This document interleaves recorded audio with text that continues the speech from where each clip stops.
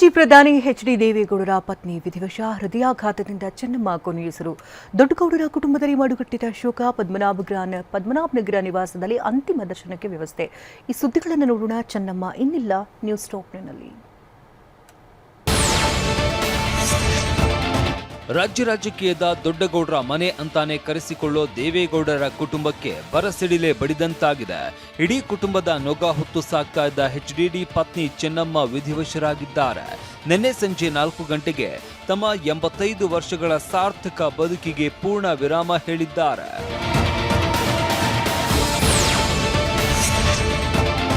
ಸದಾ ಲವಲವಿಕೆಯಿಂದಲೇ ಇರ್ತಾ ಇದ್ದ ಚೆನ್ನಮ್ಮ ಅವರಿಗೆ ಕಳೆದ ಬುಧವಾರ ಉಸಿರಾಟದ ಸಮಸ್ಯೆ ಕಾಣಿಸಿಕೊಂಡಿತ್ತು.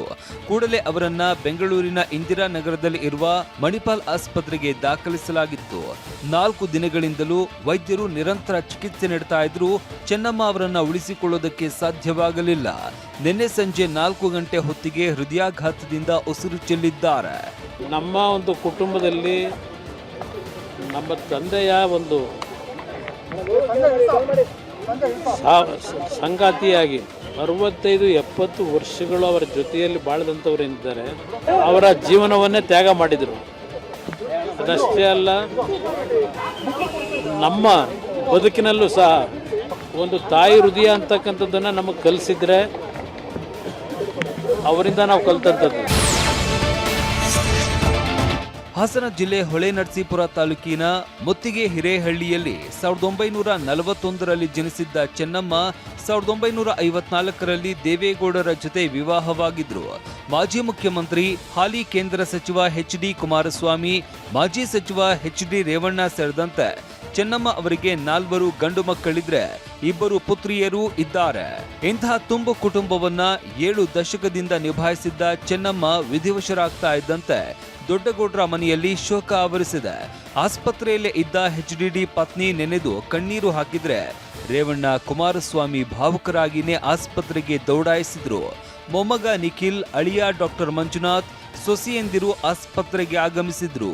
1.5 ವರ್ಷದಿಂದ ಶ್ರೀಮತಿ ಚೆನ್ನಮ್ಮ ದೇವೇಗೌಡ ಅವರಿಗೆ ಉಸಿರಾಟದ ಸಮಸ್ಯೆ ಇತ್ತು. ಹೀಗಾಗಿ ಹಿಂದೆ 6 ತಿಂಗಳ ಹಿಂದೆ ಕೂಡ ನಾವು ಆಸ್ಪತ್ರೆಗೆ ಅಡ್ಮಿಟ್ ಮಾಡಿದ್ವಿ. ಅವರು ವಿಧಿವಶ ಆಗಿರೋದು ನಮಗೆಲ್ಲ ಬಹಳ ನೋವಿನ ಮತ್ತು ದುಃಖದ ಸಂಗತಿಯಾಗಿದೆ. ಸಹೋದರಿಯ ಸಾವಿನ ಸುದ್ದಿ ಗೊತ್ತಾಗ್ತಾ ಇದ್ದಂತೆ ಅತ್ತ ಹಾಸನದಲ್ಲಿ ಇರುವ ಚೆನ್ನಮ್ಮರ ತಮ್ಮ ವಿಶ್ವನಾಥ್ ಕಣ್ಣೀರು ಹಾಕಿದ್ರು. ಅವರು ನನಗೆ ಅಕ್ಕ ಅಲ್ಲ, ತಾಯಿಯಂತೆ ಇದ್ರು ಅಂತ ಟಿವಿ9 ಜೊತೆ ಮಾತನಾಡುತ್ತಾ ಕಣ್ಣೀರಾದ್ರು. ಆದ್ರೆ ನಮ್ಮ ಭಾವ ಮತ್ತು ನಮ್ಮ ಅಕ್ಕನೇ ನಮ್ಮನ್ನ ಕಾಪಾಡ್ಕೊಂಡ್ರು ಸರ್. ನಾವು ಅವರೇ ದೇವರು ಸರ್, ನಮ್ಮಿಬ್ಬರು ಅವರಿಬ್ಬರು ದೇವ್ರ ಸಮ ಸರ್ ನಮಗೆ. ಇದುವರೆಗೂ ಇವನ್ ಟುಡೇ ನಮ್ಮನ್ನು ಅಷ್ಟು ಇದನ್ನಾಗಲೂ ಅವರ ಸ್ವಂತ ಮಕ್ಕಳಂಗೆ ನಮ್ಮನ್ನು ಅದೇ ಟೈಪು ನಮ್ಮನ್ನೆಲ್ಲ ಕಾಪಾಡಿದ್ರು ಸರ್. ಮಣಿಪಾಲ್ ಆಸ್ಪತ್ರೆಯಲ್ಲಿ ವಿಧಿವಶರಾಗಿದ್ದ ಚೆನ್ನಮ್ಮರ ಪಾರ್ಥಿವ ಶರೀರವನ್ನ ರಾತ್ರಿ 8:30 ಹೊತ್ತಿಗೆ ಬೆಂಗಳೂರಿನ ಪದ್ಮನಾಭನಗರದಲ್ಲಿ ಇರುವ ಅವರ ನಿವಾಸಕ್ಕೆ ರವಾನಿಸಲಾಗಿತ್ತು. ಅಲ್ಲಿಗೆ ಆಗಮಿಸಿದ ಹಲವು ಗಣ್ಯರು ಅಂತಿಮ ದರ್ಶನ ಪಡೆದ್ರು. ಇನ್ನು ಪದ್ಮನಾಭನಗರದಲ್ಲಿ ಇರುವ ಮೈದಾನದಲ್ಲೇ ಅಂತಿಮ ದರ್ಶನಕ್ಕೆ ವ್ಯವಸ್ಥೆ ಮಾಡಲಾಗಿದೆ. ಇವತ್ತು ಬೆಳಗ್ಗೆ 7 ರಿಂದ 9 ಗಂಟೆವರೆಗೆ ಪದ್ಮನಾಭನಗರದ ನಿವಾಸದಲ್ಲಿ ಪೂಜಾ ವಿಧಿವಿಧಾನಗಳು ನಡೆಯಲಿವೆ. 9 ರಿಂದ ಬೆಳಗ್ಗೆ 11:30ರವರೆಗೂ ಅಂತಿಮ ದರ್ಶನಕ್ಕೆ ವ್ಯವಸ್ಥೆ ಮಾಡಲಾಗಿದೆ.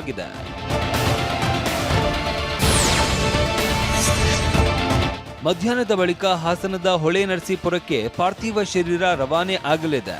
ಹೊಳೆನರಸೀಪುರದಲ್ಲಿ ಅಂತಿಮ ದರ್ಶನಕ್ಕೆ ವ್ಯವಸ್ಥೆ ಮಾಡಲಾಗಿದೆ. ಸೋಮವಾರ ಅಂತ್ಯಕ್ರಿಯೆ ನಡೆಯಲಿದೆ. ಆದರೆ ಅಂತ್ಯಕ್ರಿಯೆ ಸ್ಥಳದ ಬಗ್ಗೆ ಇನ್ನೂ ನಿರ್ಧಾರವಾಗಿಲ್ಲ ಅಂತ ಪುತ್ರ ಕುಮಾರಸ್ವಾಮಿ ಹೇಳಿದ್ದಾರೆ.